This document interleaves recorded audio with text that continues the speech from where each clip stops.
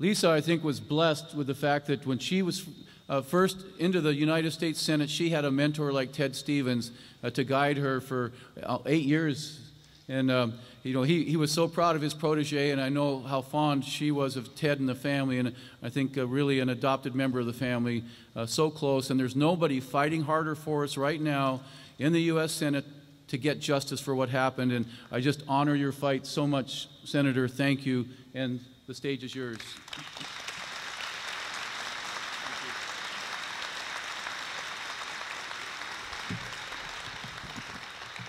Mayor, thank you. Before I begin my comments, I want to acknowledge some of the Stevens family that are here. Elizabeth and some of Ted's grandkids are somewhere in the crowd here, and we're so pleased that you are part of today's celebration.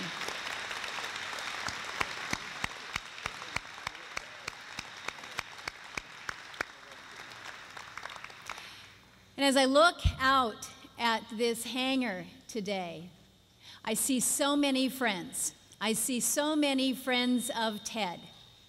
And I will ask you, where were you on October 29th of 2008? Because if you were a friend of Ted, by God, you were here in this very hangar, October 28th, 2008, Ted Stevens walked through that door. It was dark, it was cold, but it was warm, and the energy was high in here. Because by gosh, Ted Stevens was coming back to the state of Alaska, and he was going to stand in front of the people who had stood by him for years, for decades. And he stood tall. He stood tall because he stood for Alaska. And we welcomed him with an enthusiasm and a love and a respect that only comes when you truly, truly have earned it. And Ted Stevens did that. That was October 29th of 2008.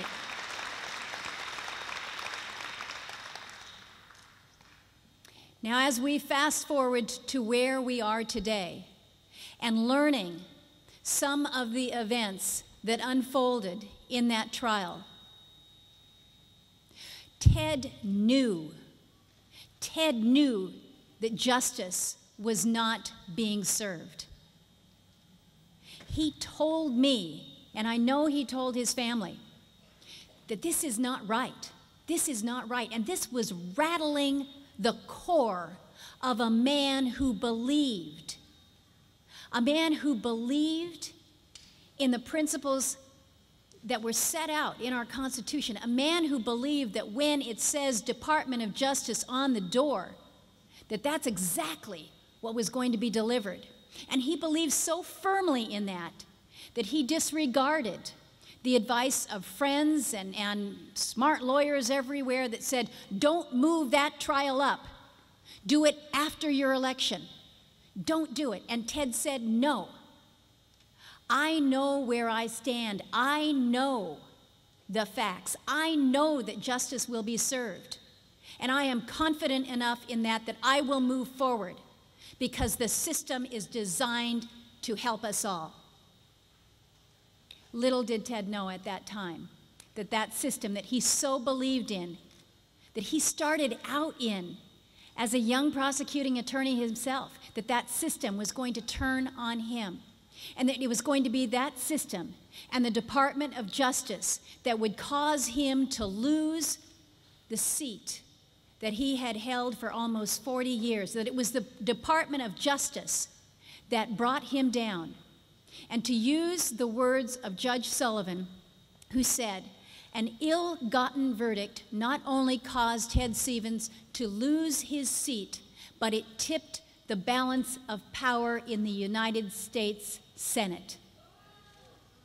Think about what happened as a consequence of prosecutorial misconduct that was allowed to proceed. Think about what would have happened had the judge said, prior to October 28th, when Ted came home, that something's wrong here. Something's wrong with the way this is being handled. Well, that message finally came forward, and it was delivered to Attorney General Holder, and on the 1st of April, 2009, April Fool's Day, oddly enough, we got the word that that verdict was going to be thrown out. But by then, the damage had been done. A man's reputation, a passion that Ted had pursued for his whole life, just pulled out from underneath. But still, he believed. He still believed that when it all came out, it would be revealed. Well, Ted, it's all come out. And what has been revealed, I think, is rattling all of us to the core. Attorneys who chose not to provide the evidence that they know is required to be provided, exculpatory evidence, a big fancy name that basically says you have to share the evidence that is out there. You've got to do that. And they failed to do that. And as a consequence, we gather today as friends of Ted, as friends of justice, as people, as Americans who believe that when we have a system that says Department of Justice, it's going to be justice for all. And it's not going to be dependent on your title or your economic status. It's going to be justice for all. We need to repair what is wrong within the Department of Justice right now, and I've introduced legislation to do just that. We will do this.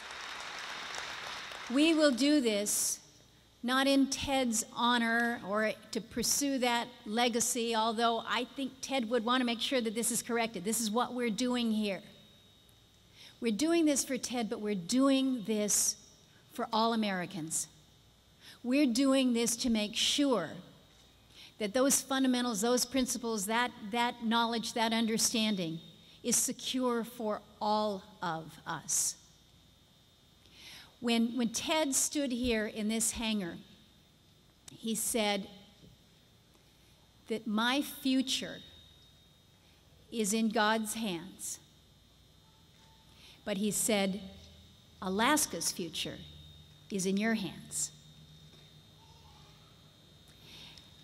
I keep this button that says Alaska's future is in your hands with Ted's face. I keep it in my closet right next to where I hang my bathrobe. You don't need to know some of this stuff, but the fact of the matter is every single day I see Ted's face, and I'm reminded of his words that Alaska's future is in our hands. Let's do right by Alaska.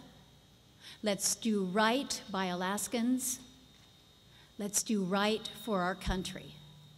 Thank you for standing with Ted Stevens. Thank you for standing for Alaska.